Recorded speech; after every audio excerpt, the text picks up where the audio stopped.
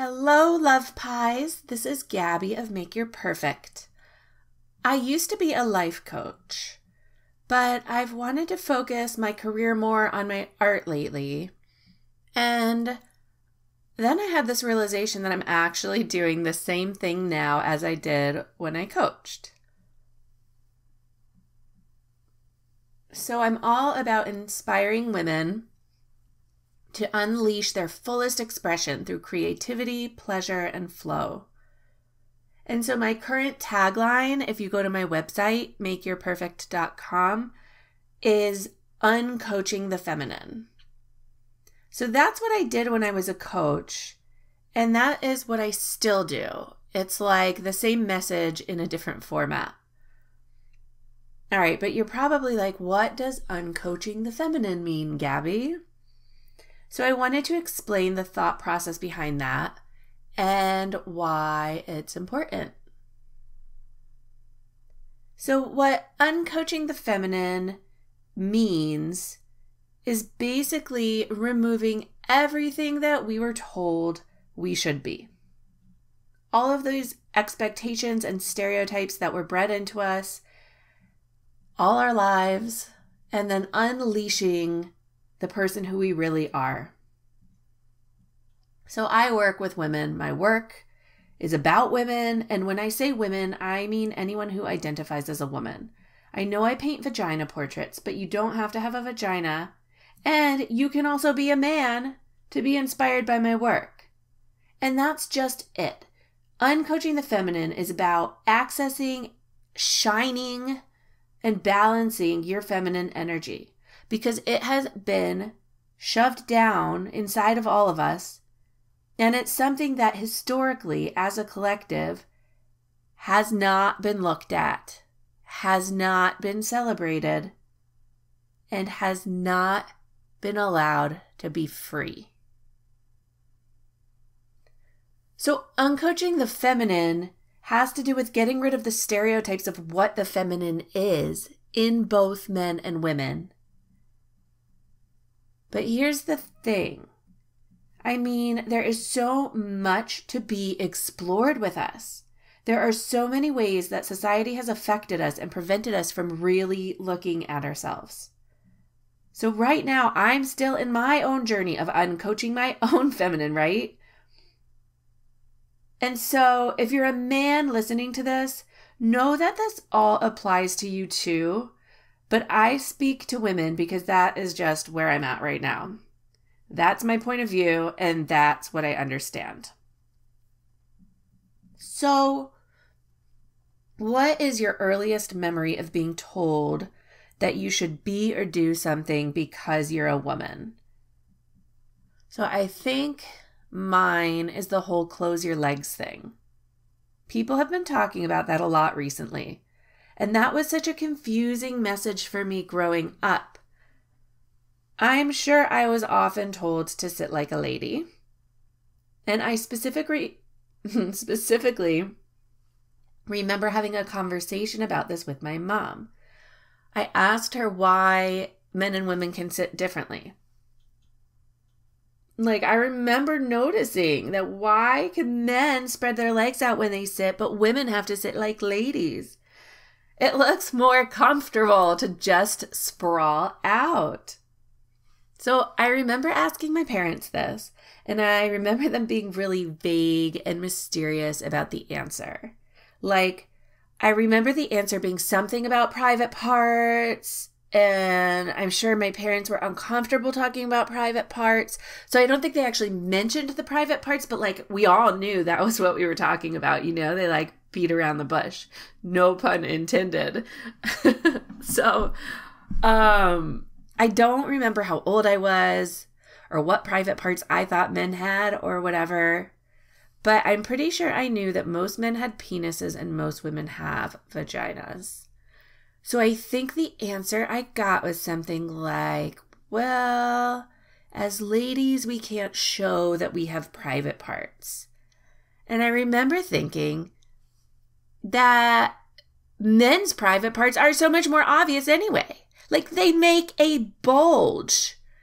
And honestly, I remember I was like, that is kind of, I mean, this is what I was thinking. I never would have said this to my parents, but I was thinking that, like, that's all I'm looking at when I see men sitting like that. I was like always intrigued. I was trying to figure out what they were carrying around in their pants. Like, were they rocks? Were they potatoes? It all looks very uncomfortable to have that much bulginess in between your legs. But my point is that I just didn't understand why we as women, why like we needed to hide something that was already hidden. I mean, for the most part, there's not all that much bulging happening for us beyond some minor camel toe for the most part. And men can just like throw their penises all over the place and be obvious about it. It was confusing. And I was like, and it was even confusing that the conversation was like, that all that stuff wasn't really addressed, but that's what I got out of it. That is what I got whenever I was 9 or however I was when we had that conversation. So then I remember getting older, like maybe I was in college or in my 20s, and remembering the conversation about women closing their legs. Like, this is a conversation that has really stuck with me all my life. It's one of the main conversations I remember from my childhood. I do not have many memories from my childhood, but I remember that, and I remember thinking, oh, my parents were trying to tell me that if I open my legs, I'm signaling that I want to receive something in my vagina. And this points to the fact about that women, just as being women, like having a receptor in your body opens you up, or we feel, society has made us feel that it opens us up to vulnerability, but not just vulnerability, but people taking advantage of us. So anyway, that is like a whole other conversation for a whole other day, but it's really important. But going back to like what I put together about this conversation and closing your legs.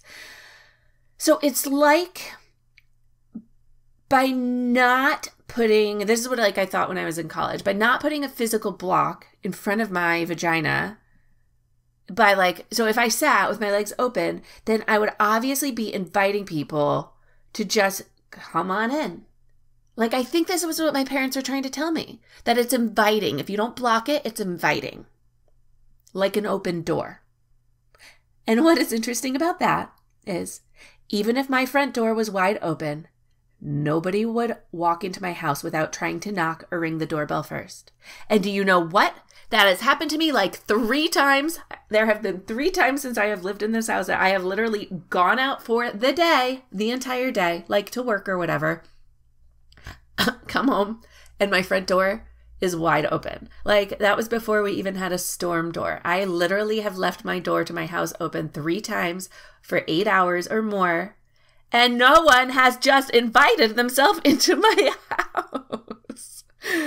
But still, I feel like that's the message we get as women, that if we don't close our doors, people are just going to be like, obviously, we invited people in by default, right? Confusing. And then we take it, like I took this as a shameful thing. Like, oh, I need to close my door because I'm inviting, like it's my fault. I need to close my door. I'm obviously inviting people in. And then it was like, now that I'm thinking about it, what I wish we had been taught, and I think I'm starting to realize now is, hey, like vaginas have a lot of power. So maybe they are inviting. Maybe they do make people think of sex. Maybe the thought of my vagina makes someone else want to touch me. And then there's so much fear and shame associated with that thought. So, like, if someone feels or has a sensual thought when they think about a woman's most beautiful and powerful body part, what is the problem with that? It doesn't mean they have to touch me or they're not invited to play, but they can think what they think. Good for them. Sweet. Good for all of us. Like, we're all sensual beings. And so, like, the people who have that thought, let's say, like, you have a sensual thought when you think about a woman's vagina, then you run that thought process through, like a full body antenna sensory system. So it actually might feel really awesome and almost orgasmic potentially to think about vaginas. I feel a little turned on when I think of my vagina. I feel a little turned on when I think of other people's vaginas too. And that's okay.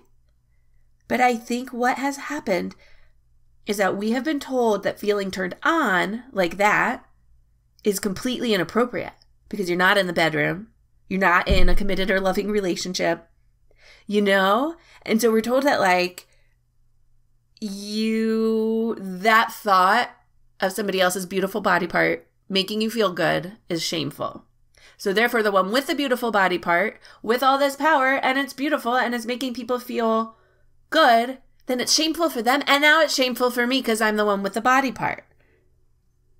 So it's like these crazy messages about sexuality and sensuality that are getting put out in the world, all because you had warm fuzzies when you thought about a vagina. So if the fact that I have a vagina makes people think about it, I think that I grew up thinking that I should close my legs because my vagina is just too much for most people. Just close them and stop thinking about your vagina, okay? Let's keep that shit under wraps. And so what a mixed message we receive.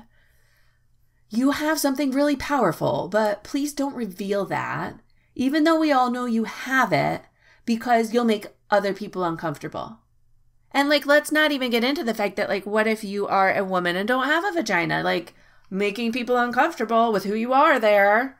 Excuse you, you know? Aren't you more compassionate about other people's uncomfortable feelings? So obviously, I'm just kidding. Obviously, that's being sarcastic is what I'm saying. But that's just it. Like, being yourself is going to make all the other people uncomfortable. But then you already are yourself, so you can't even help it. So that is just one tiny example of how we are told what to be, who we are, and how other people see us. And it's my mission to help us come out of this and really be ourselves. You know, there's that whole thing that people tell you when you're growing up that you can be whoever you want to be or whatever you want to be. Well, I really took that to heart. I think I analyzed my whole life. Who am I going to be? And you know what? In doing that, I totally forgot. Maybe I didn't even know that I could just be me. Like, I had to plan it out. I was like, why not just be you? But I mean, I'm only thinking that now. I should have realized that back then instead of doing so much exhausting work trying to figure out who I was going to be. So, all right. I've gotten a little off tangent. I go on tangents sometimes. Uncoaching the feminine. How do we coach this out of us? So there are lots of different ways, and I'm not going to explain them all here, but I just want to say that the way I used to coach people and the elements that I include in my artwork are creativity, pleasure, and flow. Like, I help women unleash their fullest expression through creativity, pleasure, and flow. And you know what's so cool about that? And honestly, I just realized this before I did this podcast, like today, that those are all considered, like creativity, pleasure, and flow are all considered to be feminine energy qualities. I know, I should have realized that earlier. It's like, I don't know, stuff just comes together organically for me, I guess.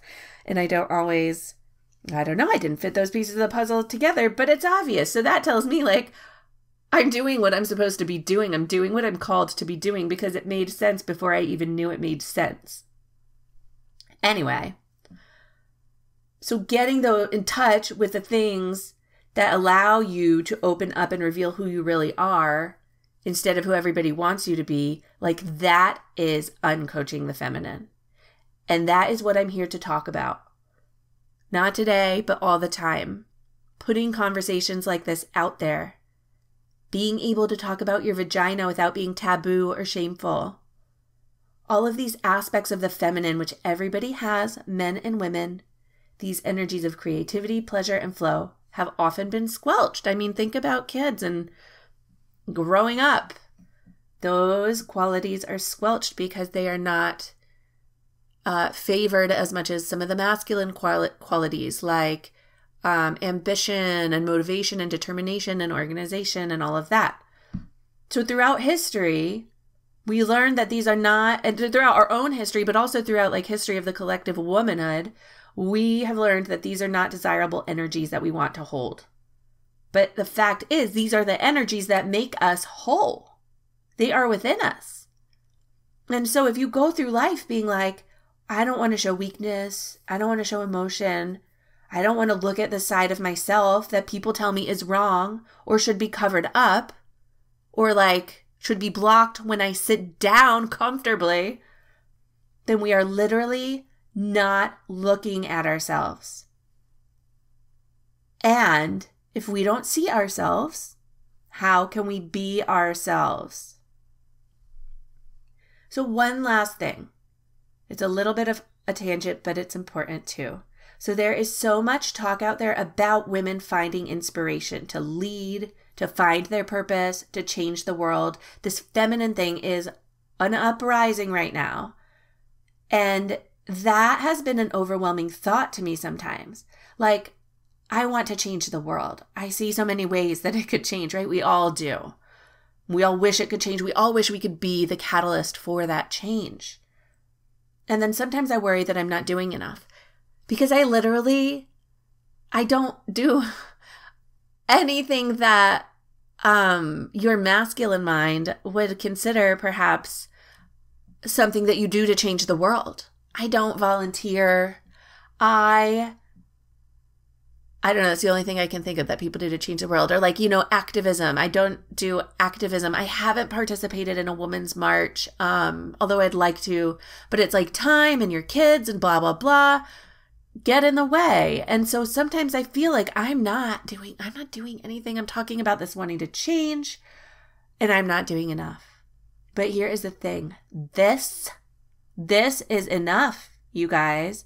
Having these conversations, even if you're not having them with anybody and you're just having them with yourself, that is enough.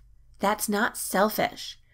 Because if you can allow yourself to sit with your legs open, even by yourself on your couch, and like while you're, I don't know, eating ho-hos and watching Netflix, that ability to see yourself, like that ability to just talk like this is not, it allows you to expand. And then you have these conversations with other people. And really, that is all we need to do. All right? That is all we need to do. Because as we talk, we all start to feel like, so as we have this global conversation, we all start to feel more in tune with our gifts. And then every person can take their gift and use it, like however they use it. So maybe it's not your gift to volunteer. Volunteering is not your gift. That is not like your act of service. You might not have the time, but your gift might be art. It might be that you're an amazing mom and you're raising children with more light and sensitivity to others than were raised a generation ago. It might be that you are a good friend. Your gift is that you are like extending your heart to a friend who's suffering and maybe needs forgiveness so she can access her light again. There is not one thing and there is not one person who's going to change the world. It takes all of us to do this, and just a smidgen at a time. Like if all of us, how many women are there in the world? Like billions and billions, 400 billion? I don't know. Something like that, right? Am I right? 404? Anyway, I'm terrible at math. A lot of women. And men, we can all do this, right? And so if each of us just changes a tiny, tiny, tiny thing, that is big change. And look at the massive shift that can happen. And it's happening. You know it. We all know that it is happening. So the more we unlearn what has been ingrained in us and access our proper feminine selves or feminine energy within ourselves, we move forward in our authenticity and we make this giant collective wave happen. So that is what I wanted to talk about today. Thank you for listening. Thank you for being you. You matter. And I see you and hear you. Thank you. All right. I'll talk to you next time. Bye. Mwah.